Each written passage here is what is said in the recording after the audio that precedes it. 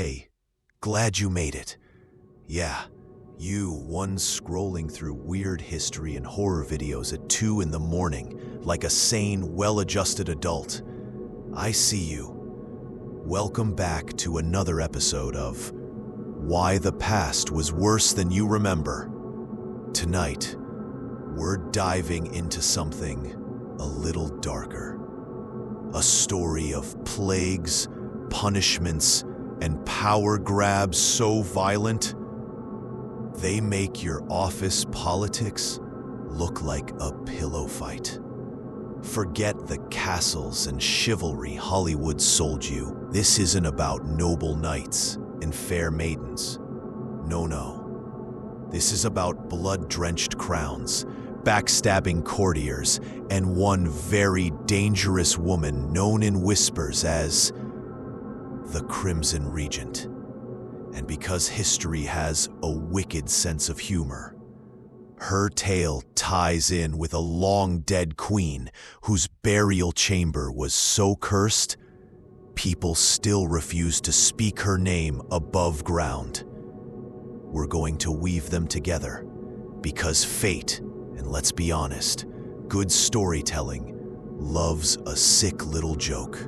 Now, before we get too cozy, do me a favor. If you enjoy dark history, buried horrors, and tales of absolute power doing what it does best, hit that like button and maybe subscribe. Or don't. You're a free agent. For now. Drop me a comment too.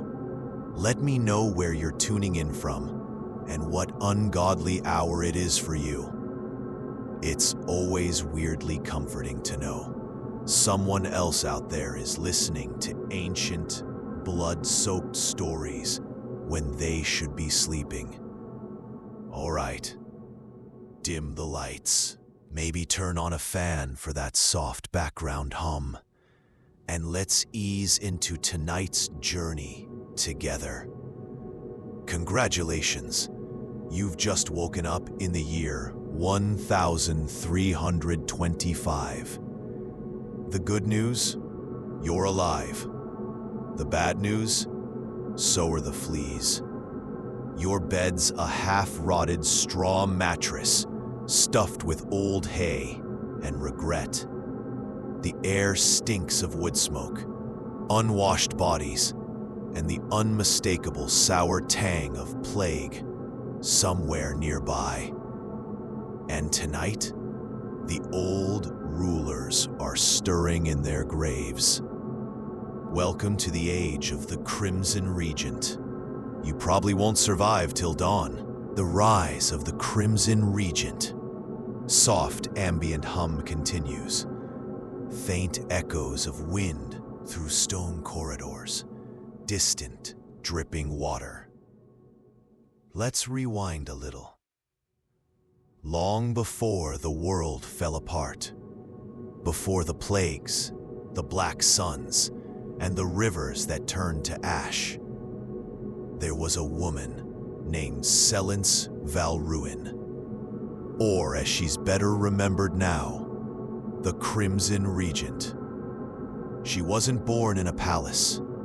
She wasn't born at all, if you believed the old stories. They claimed she clawed her way out of a salt pit in the dead of night, red-skinned and already snarling. Truth is, she was the 5th daughter of a minor chieftain in the borderlands, a place so miserable, even the rats walked with a limp. Her mother bled out giving birth. Her father drank himself into a coughing fit and died before she was 10. And Selence? She learned early that the world didn't hand you anything you didn't take. By 15, she was running the local smuggling routes. By 17, she had poisoned the village elder. By 19, she controlled every trade caravan east of the Wound Scar River. And not through charm, let's be clear, through sheer, unapologetic violence. She'd leave a mark on her enemies. Not a symbol, not a name. A cut, right beneath the tongue. Silence incarnate.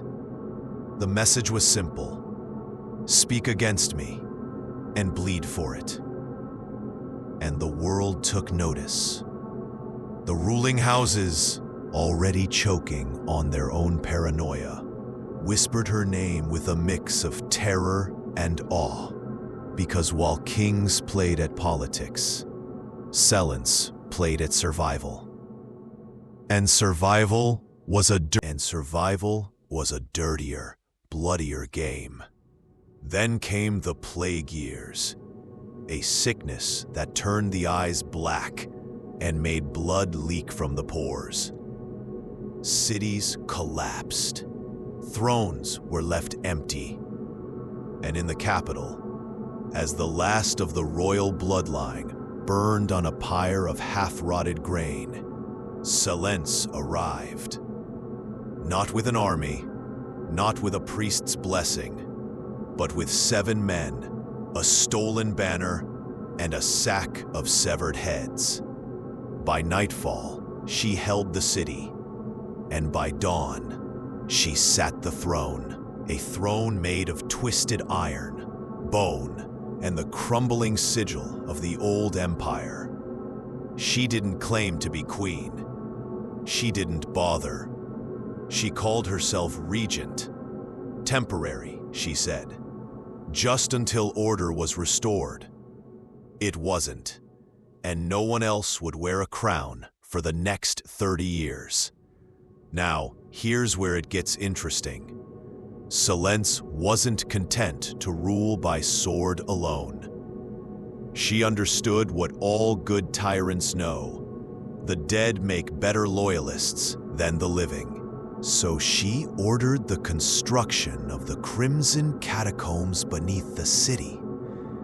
A labyrinth of chambers, tombs, and ossuaries where the old rulers, priests, and traitors alike would be interred.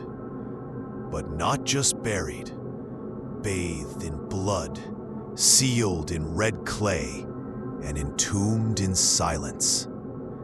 She believed, or pretended to believe, that by binding their remains in crimson and salt, she could trap their spirits and steal their power. Every great ruler since has denied it. Every historian insists it's just a story. But if you wander the ruins of that city now, you'll find the stone markers smeared with ancient rust. You'll hear the bones shift when no one's around, and you'll see the dried crimson stains that no rain has ever quite washed away. Selence Valruin reigned for 40 brutal years.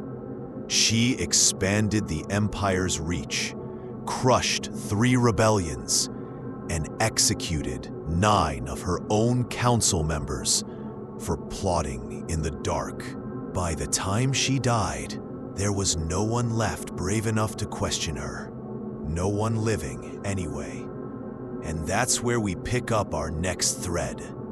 Because decades after her death, the Crimson Regent's tomb was sealed, and the rumors of what she left behind began to crawl through the streets like smoke.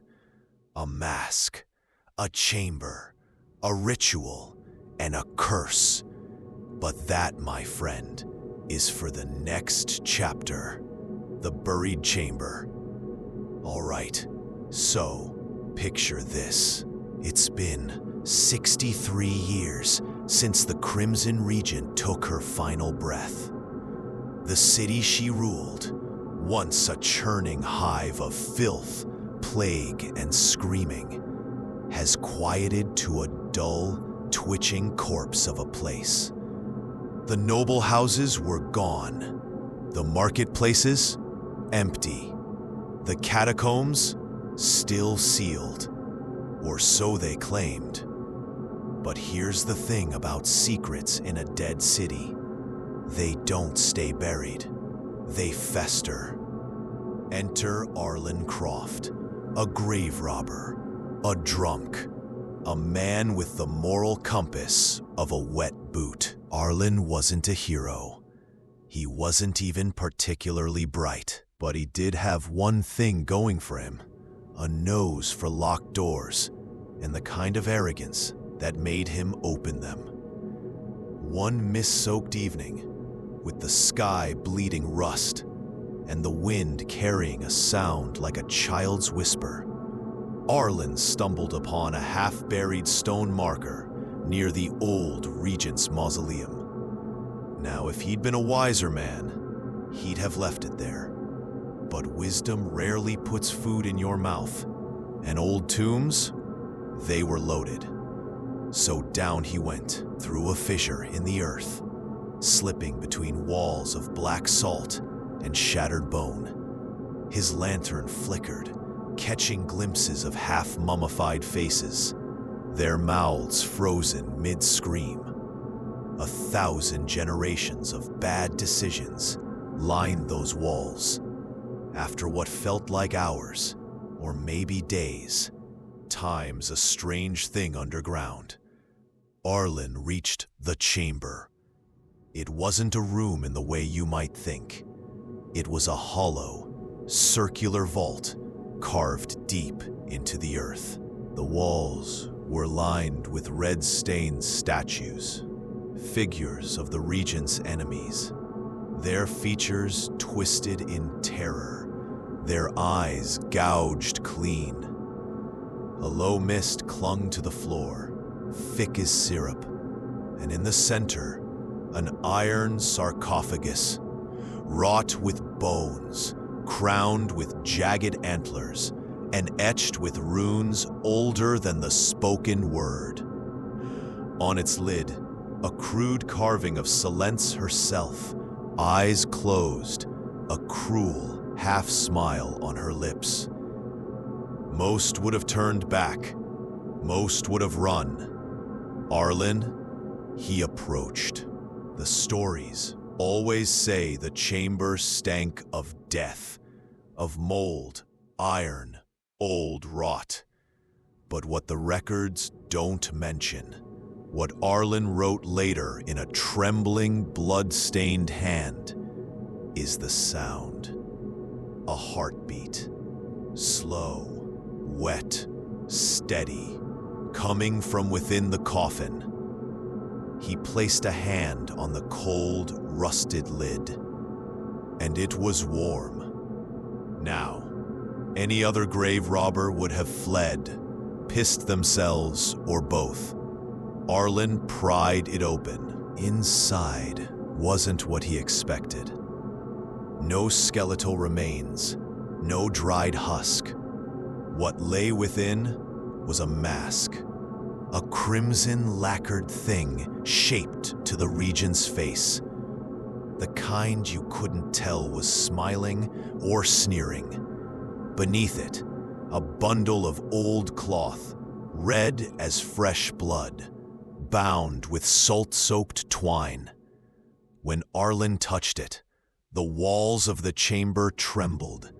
The statues wept black ichor, and somewhere far above, the sky cracked like glass. In his panic, he snatched the mask, idiot move, if we're being honest, and ran. But the thing about cursed relics is, they follow. The moment Arlen surfaced, the city changed. Doors slammed on their own. Rats fled in tides. The sun refused to rise. And every bell in the city, every forgotten rusted chime, rang out in a long, hollow toll. One by one, the dead stirred, because the Crimson Regent might have died, but her promise hadn't. He who bears my face shall bear my will. And Arlen Croft, poor bastard, He had just set the end of days in motion. And that, my friends, is where we leave poor Arlen. Mask in hand, blood on his palms, and an entire kingdom of dead things about to wake. Crimson Hunt begins. A subtle wind creeps in, a whistle through iron ruins. Something is breathing, slow and wet, just outside your field of vision.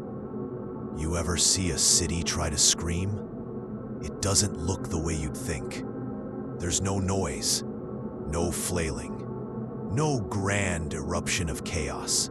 It just stops. The birds stop singing. The wind doesn't move. And the shadows, they get bolder. That's what happened to old Viralok the moment Arlen put on the mask. Now, Arlen wasn't exactly trying to be the harbinger of doom that day. He was just cold, hungry, and a little drunk. But when the mask called to him, and oh, it did call, he didn't resist.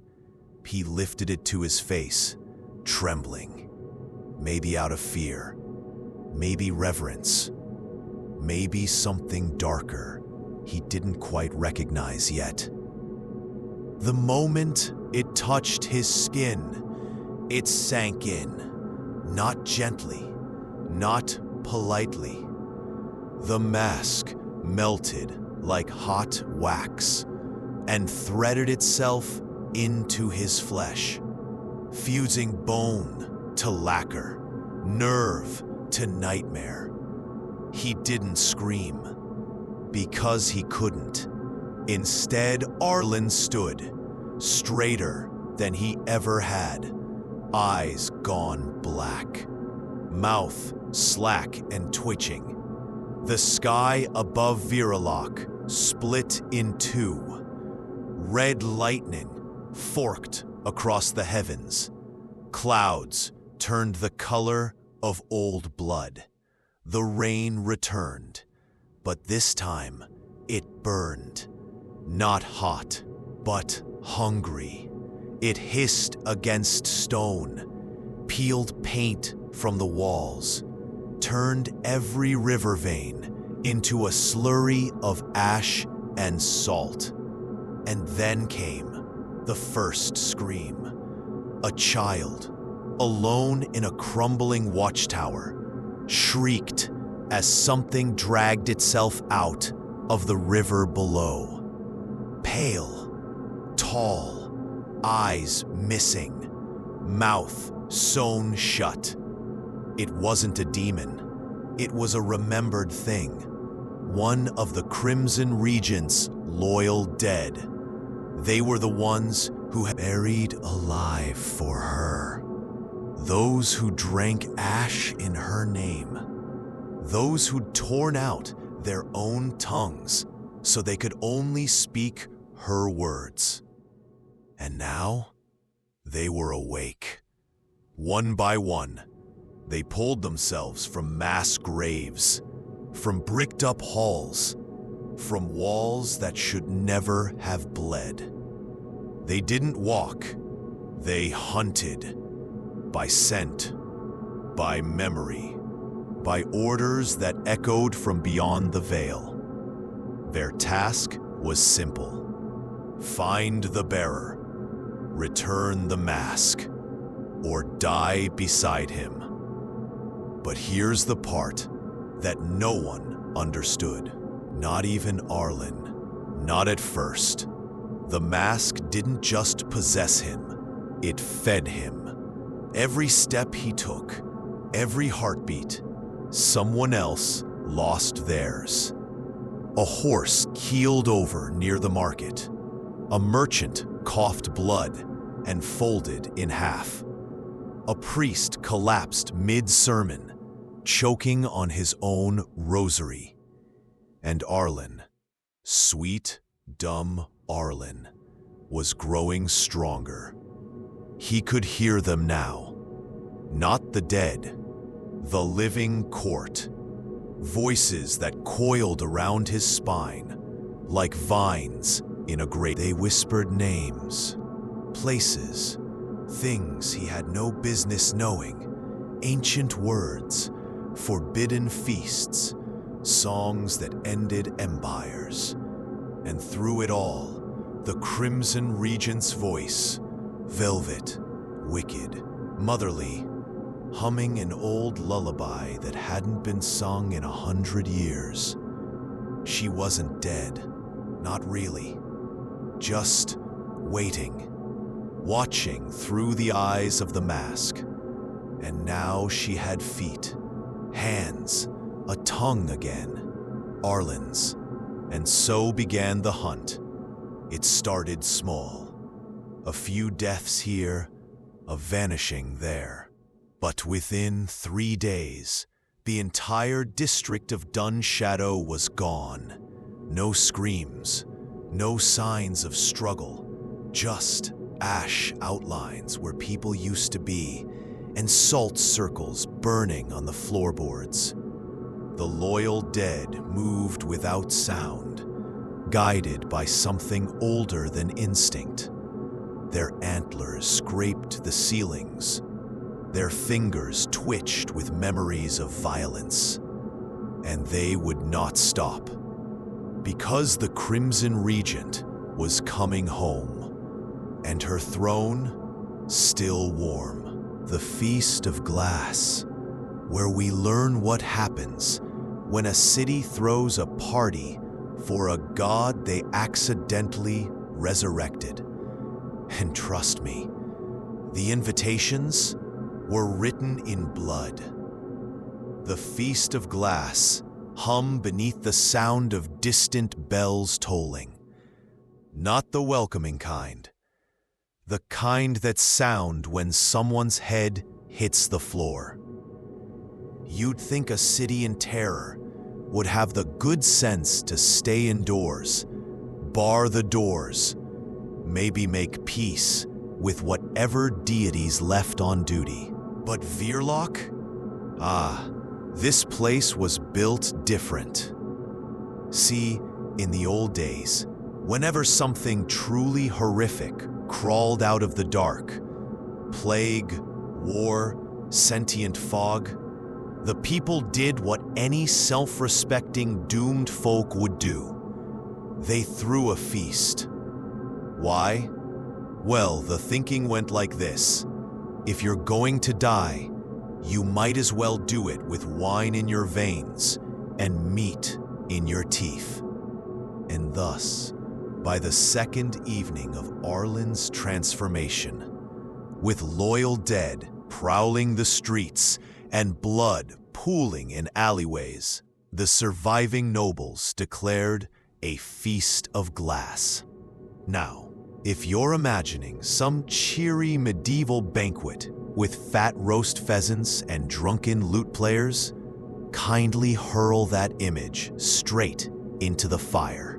This was dystopian hospitality, a desperate, terrified gathering where every dish was either laced with poison to spare the eater a worse fate, or rumored to grant immunity if you could keep it down. The tables stretched the length of the shattered guild hall, lined with warped pewter plates and goblets etched with old warding runes that hadn't worked in years.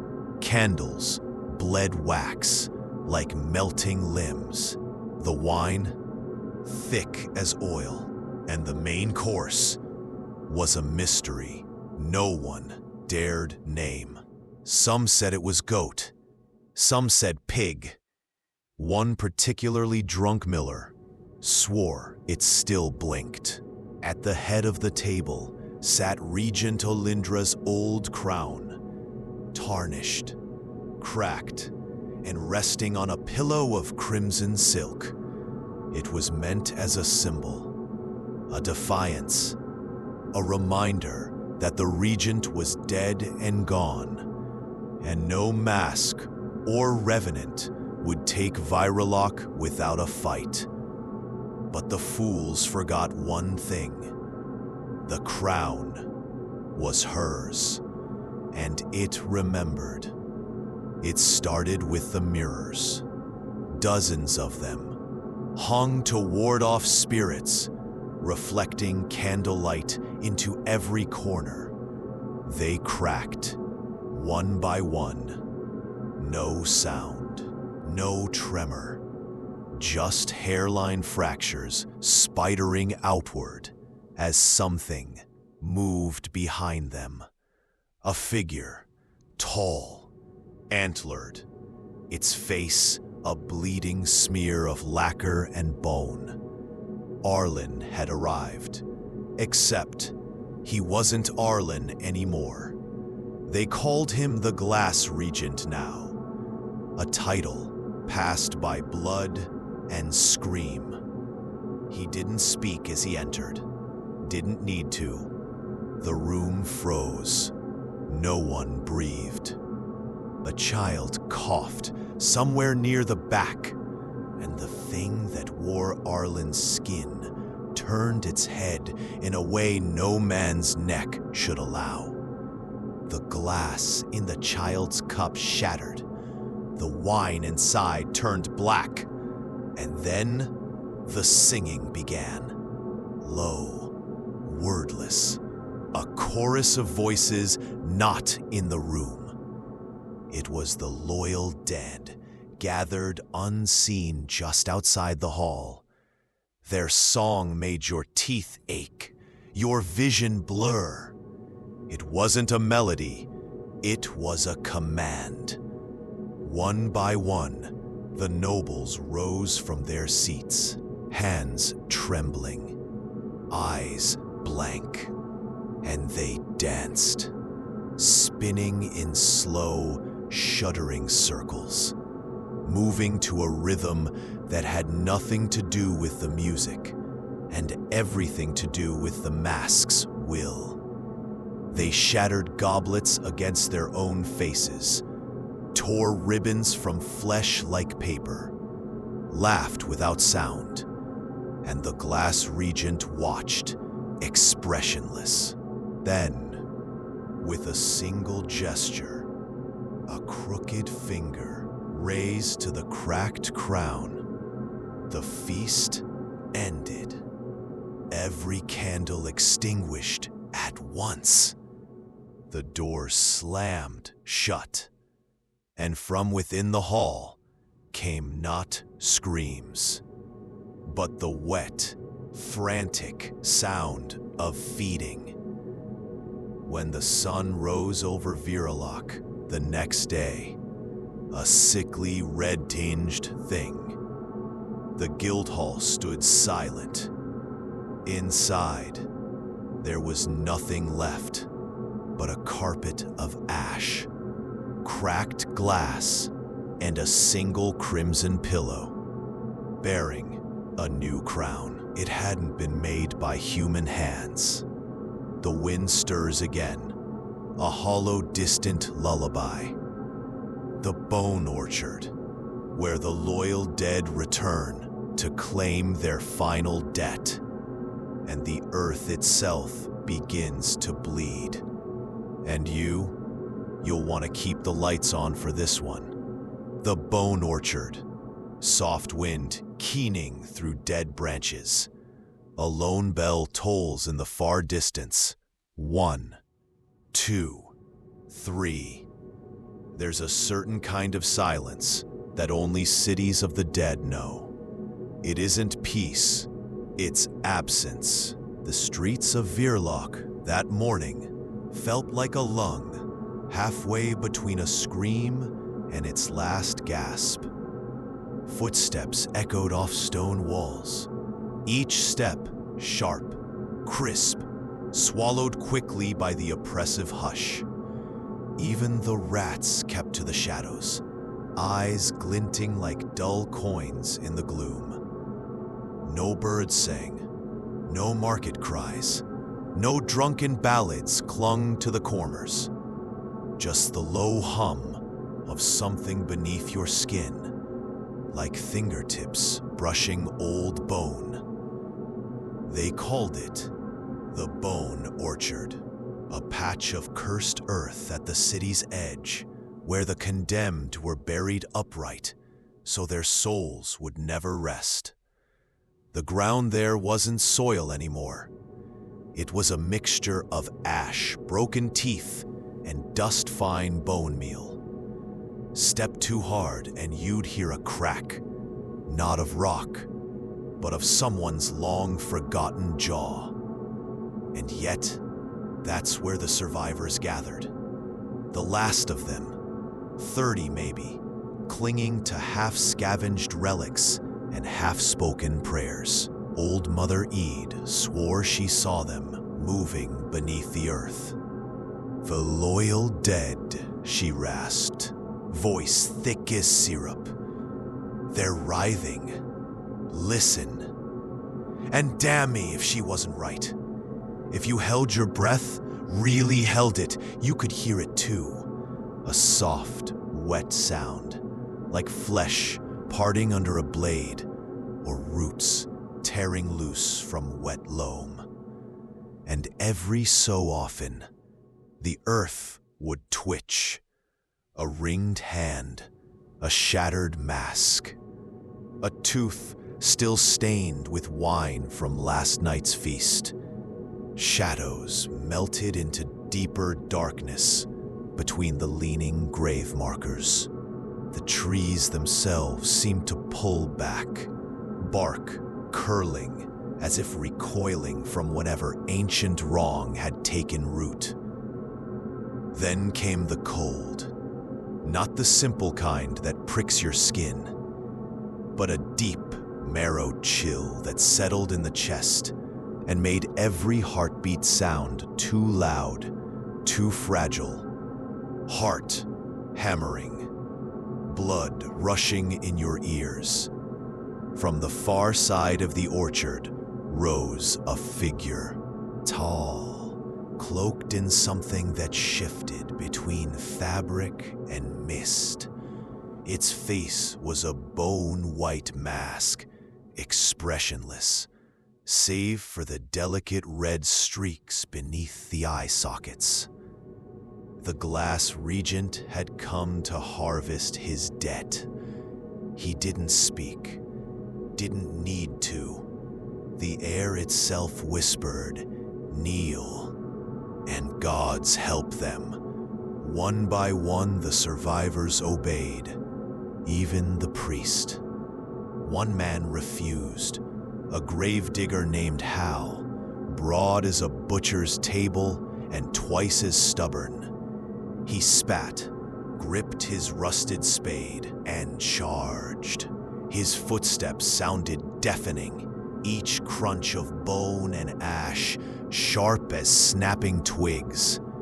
For a moment, it felt like one of those doomed, reckless acts that might actually work.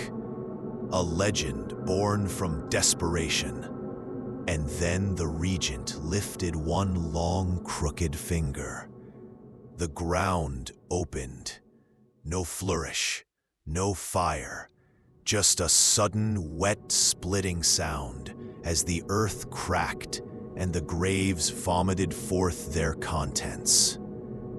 Half-rotted hands clawed from below, fingernails like yellowed glass, empty sockets gleaming with impossible light. They swallowed Hal whole. His last sound wasn't a scream. It was a choking, wet gurgle. And then, silence again. The remaining survivors wept, though none of them remembered why.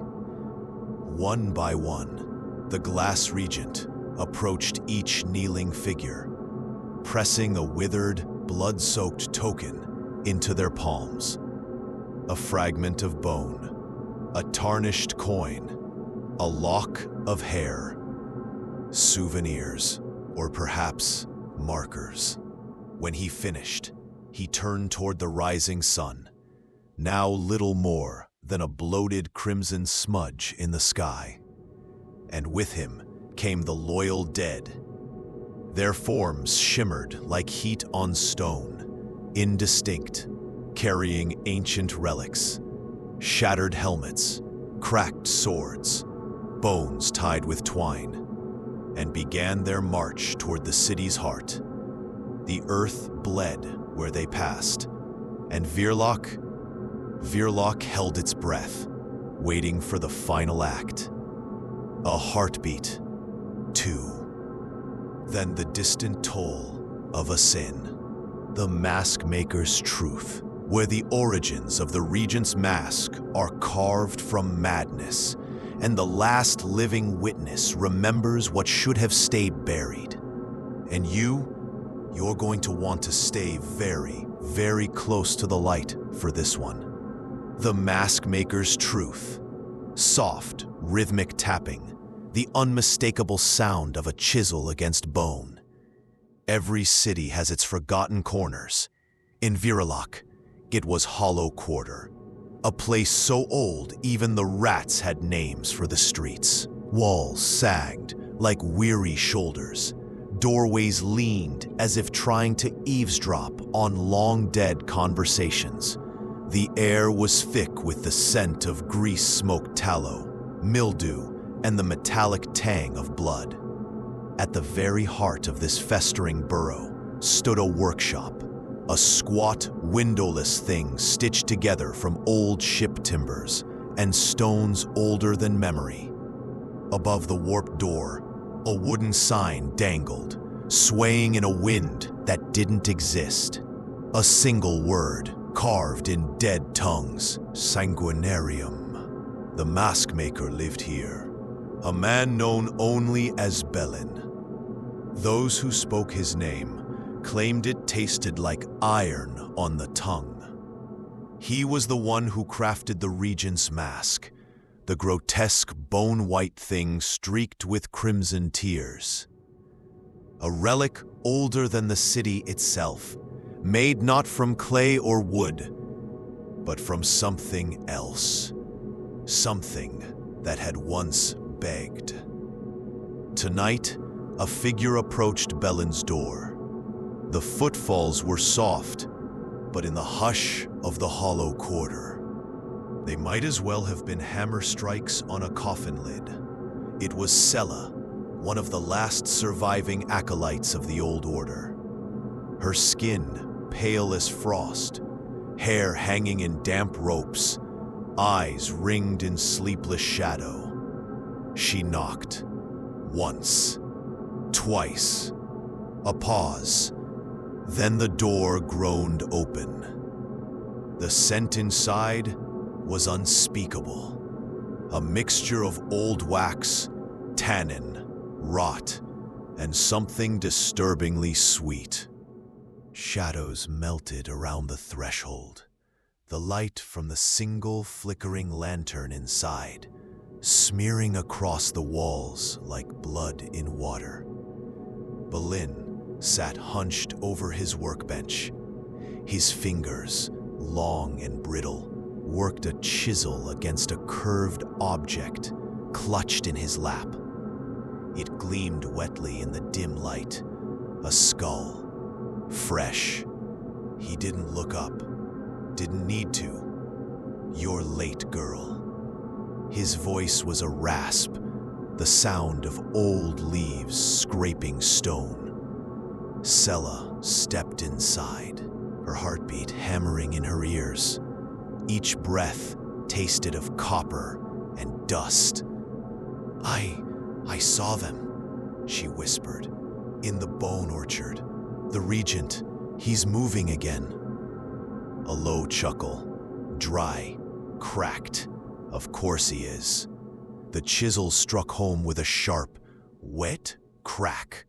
Sella flinched. "Why?"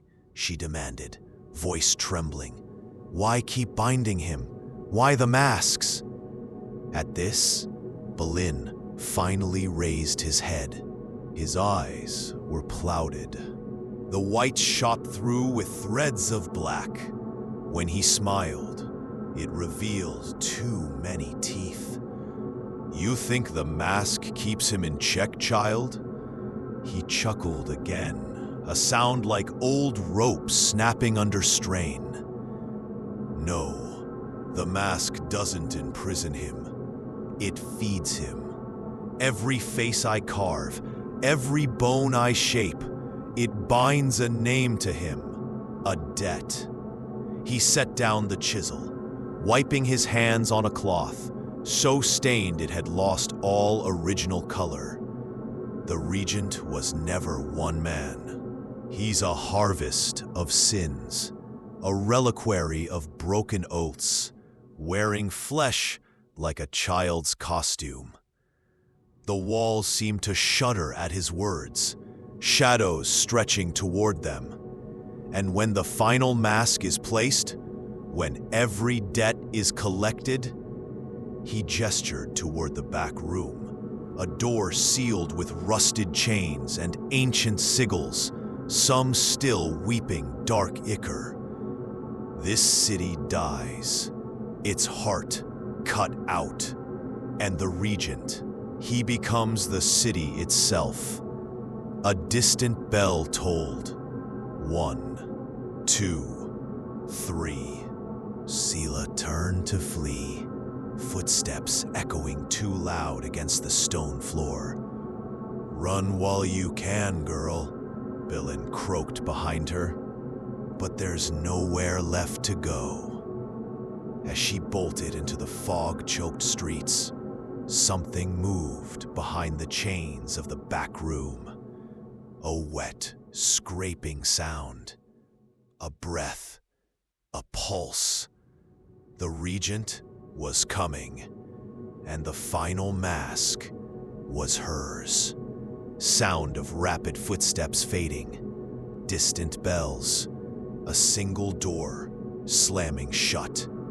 The Crimson Procession, where Verilok's streets become a living, writhing artery of horror, and the loyal dead come to claim their final dues. Now, fair warning, you might want to keep a candle burning for this one. Shall I continue? The Crimson Procession. Low, distant drumming, the kind that settles in your ribs and makes your teeth itch. Ever notice how cities sound different at night? By day, Verilok was a cacophony. Shouting traders, clattering carts, the shriek of caged crows in the marketplace. But by night, it breathed. Slow, uneven, like a wounded beast in its final sleep. And tonight, it was awake. Sela crouched in a narrow alley, back pressed against the slick wall of a butcher's apothecary, the bricks wet with something that wasn't rain. Her breath came in ragged bursts, each exhale fogging the air like little ghosts. Then came the sound. Footsteps. Many of them, but not the hurried, panicked ones of a fleeing mob. No, these moved in perfect unison, the beat steady and measured like a death knell. Clack, clack, clack. The Crimson Procession. She'd heard the stories. Everyone had.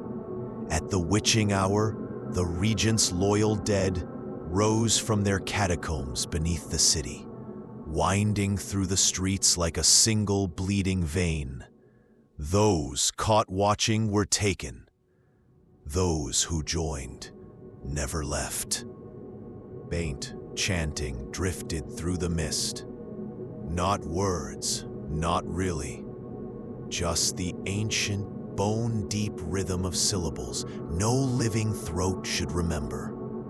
Sela risked a glance and wished she hadn't.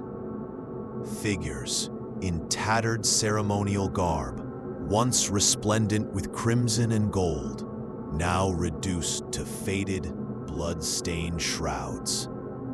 Their faces, or what remained, were either hidden behind masks of bone and polished wood, or bare, their flesh sloughing off like overripe fruit.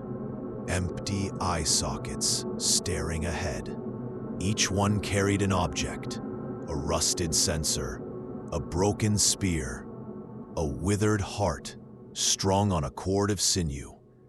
And at the center, he moved. The Crimson Regent, or rather, what wore his shape. His frame impossibly tall beneath his cloak, his face hidden behind a new mask, this one gleaming slickly in the lamplight, still damp, the crimson tears fresh as if weeping blood.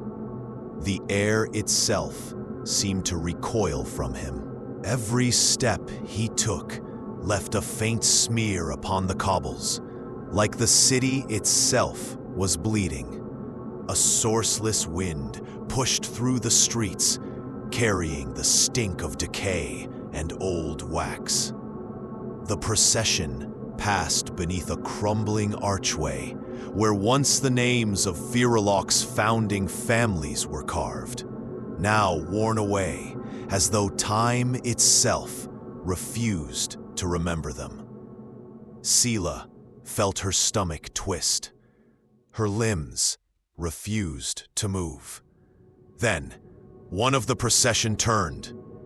A girl. Her face half rotted, an eye hanging loose like a pearl on a string. And she smiled. Seela knew her. It was Marin, her sister, gone these 3 years, supposedly buried in the East Hollow crypt. The thing that had been Marin lifted a hand, beckoning. The mask in her other hand, pale as bone, edges slick with crimson, made for Seela's face. The Regent's head tilted, in unspoken invitation, a command. The walls around her seemed to pulse, the fog thickening like wool, drowning sound, smothering thought. ... Her heart pounded so violently it felt like it might burst from her ribs.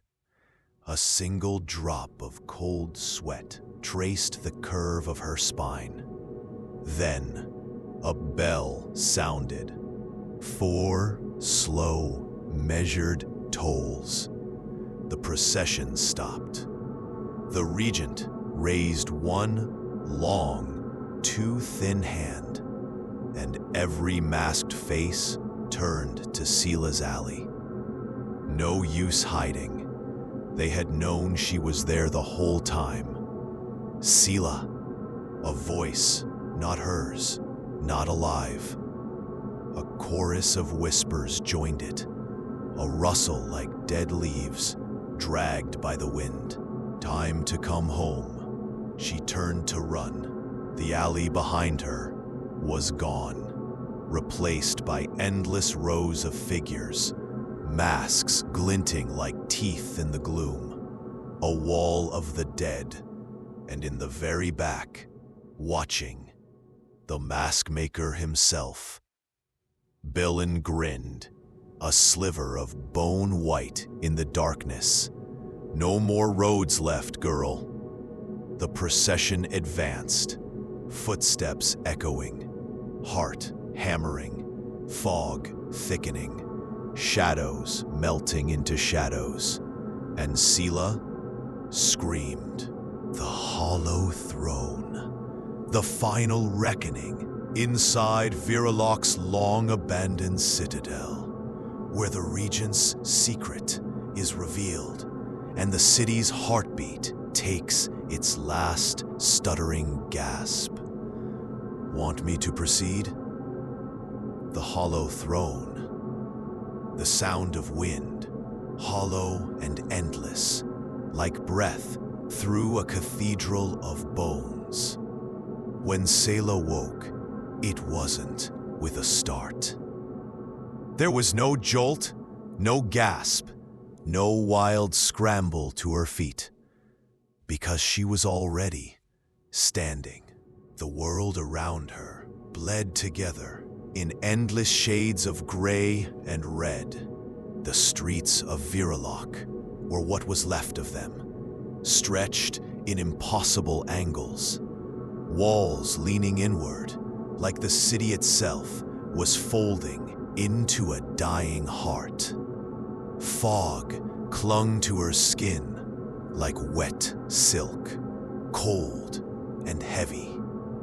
Somewhere, far off, a bell tolled, but this one was wrong. Off-tempo, rotten. The sound of a cracked thing striking a fractured thing. Ahead of her, the citadel, the regent's hollow throne. Once a fortress, now a withered carcass of stone and bone. Its spires pierce the sky like the fingers of a long-dead god, clutching at a heaven that abandoned it. As she stepped closer, the cobblestones beneath her feet pulsed faintly, a low thrum, like a heartbeat she didn't want to trace back to its source. The procession was gone, or perhaps waiting. At the gates, twin statues loomed, monstrous, inhuman things, with faces worn smooth by centuries, their eyes bleeding endless streams of dark water that vanished before it touched the ground. Sela placed a trembling hand upon the ancient door. The wood was warm, breathing. It opened without a sound. Inside, darkness, but not empty. The scent hit her first. Wax and copper. Old wine turned to vinegar.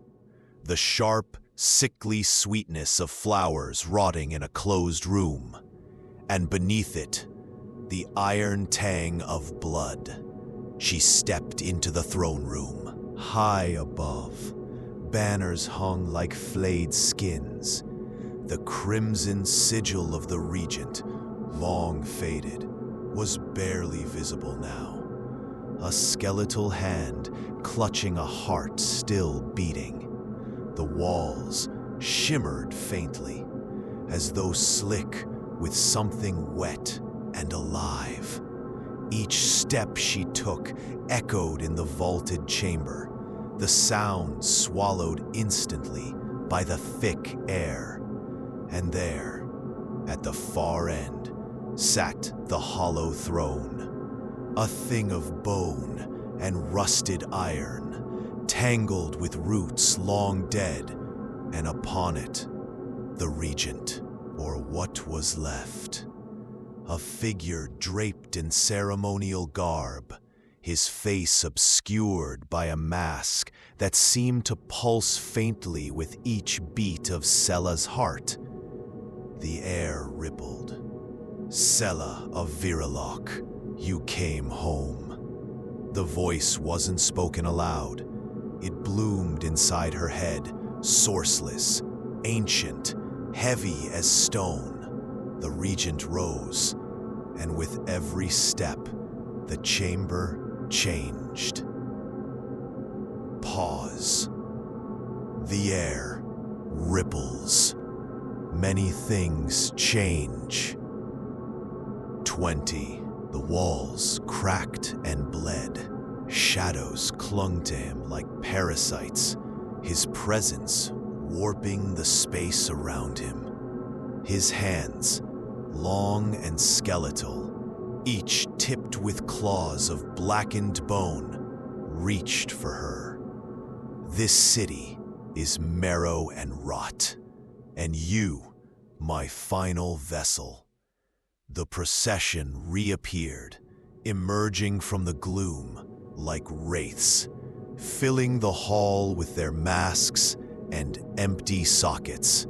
Among them, Marin and Belen, both smiling. Take the mask, Sela. Take your place. Let this heart beat anew. A mask was held out, pale as the first bones unearthed from a fresh grave. crimson rivulets tracing the eyes, warm to the touch, breathing. Her hand trembled, the heartbeat surged, the room's walls screamed, and for one final, gasping moment, Sela saw the truth. The Regent's mask was empty. It had always been empty. The power never his, but the city's, and it was hungry. A voice, Marin's, soft and brittle as old paper. We all wear the mask, one way or another. Might as well choose yours. The mask was pressed into her hands. She raised it, cold, damp, fitting too perfectly. And as it settled over her face, the world went silent. The procession knelt. The Regent bowed, and Sela, or what remained, took her place upon the hollow throne. A new heartbeat filled the room, stronger, hungrier. The city sighed, a long, ragged, relieved exhale, and somewhere far above, unseen through a sky of endless storm clouds, the gods turned their faces away. Verilok endured. Long, trailing note, then silence.